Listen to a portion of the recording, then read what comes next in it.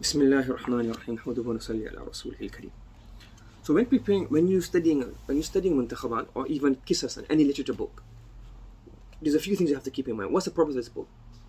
One purpose is that everybody knows and understands it's translation. So everybody looks at translation and trying to figure out translation.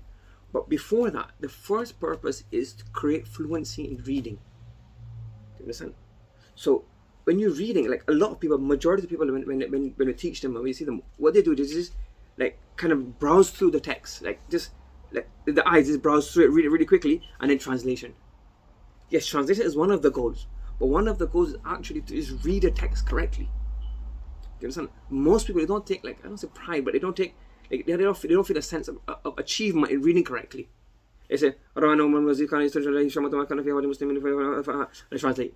Not that, that's exaggeration, but like they wouldn't, you get what I'm saying? So read it properly.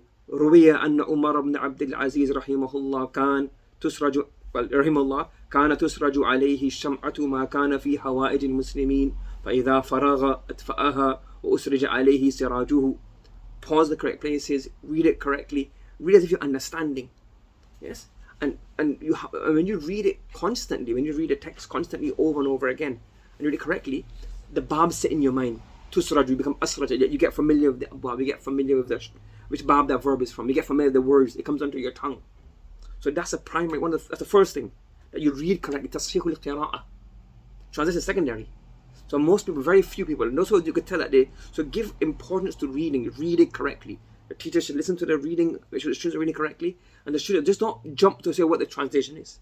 Yes, so the first thing is what? Read it correctly. Number two is when you're translating, many people like don't rush. We're not in a hurry to go anywhere. What you do, so when you read it, and sometimes like all the nahw and sarf, then you throw out the window. You just look, okay, this word means this, this word means this, this word means this, so it probably means this.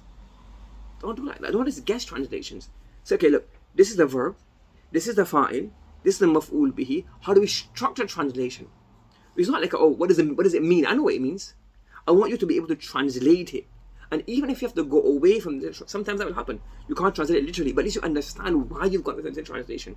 Why you've not taken the literal translation and the word-to-word translation. Do you understand? So don't just like guess, okay, ghafara, Allah, zam, so it has to be something like this. You forget all the sarf. You're not doing the right sighas, you're not doing the right tenses. And then you forget nahwa, you just like, who's the fa'il, what's the maf'ul bihi? Look at all of these things and translate according to the text. So it's not just about getting an idea what it means, because it's not like some kind of, the point of this is for you to be able to understand how to read. First is tasheehul qira'ah, and second is tasheehul tarjama, that your tarjama is correct, and word to word, and the right, it's not word to word, the way we've learned in nahwa book, when you translate the file, when you translate the maf'ul bihi, how do you translate the exact words. And if the literal translation and the normal translation doesn't fit because it's an idiomatic structure in Arabic, then you actually understand why you've gone away from that. Yes, not like a guesswork and just make rough, loose translation. What a proper, you have to have that correctly. Yes? And along with this in Muntakhabat, especially of those who, the younger ones that don't have time, a lot of the, see, what Hifzul Mutun is also very important. So like, for example, all the poems in here are very useful poems. So if you get a chance, learn them by heart.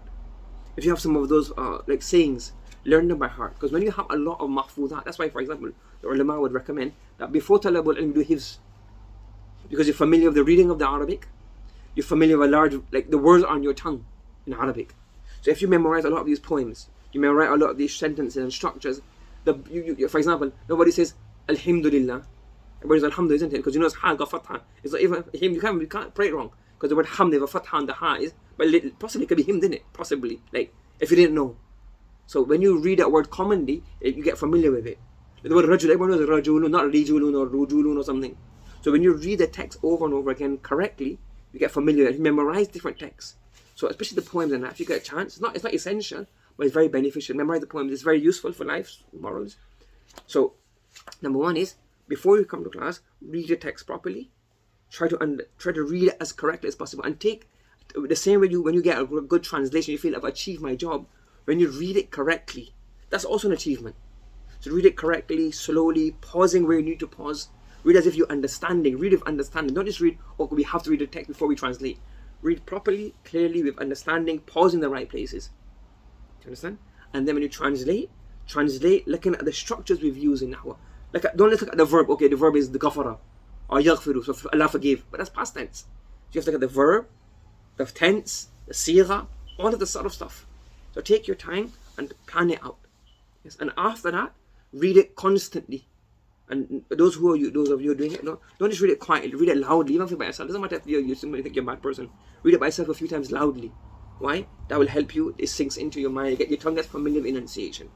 So read correctly, translate correctly. Don't forget the structures or anything. Don't forget the sarf rules, the tenses, the sigha.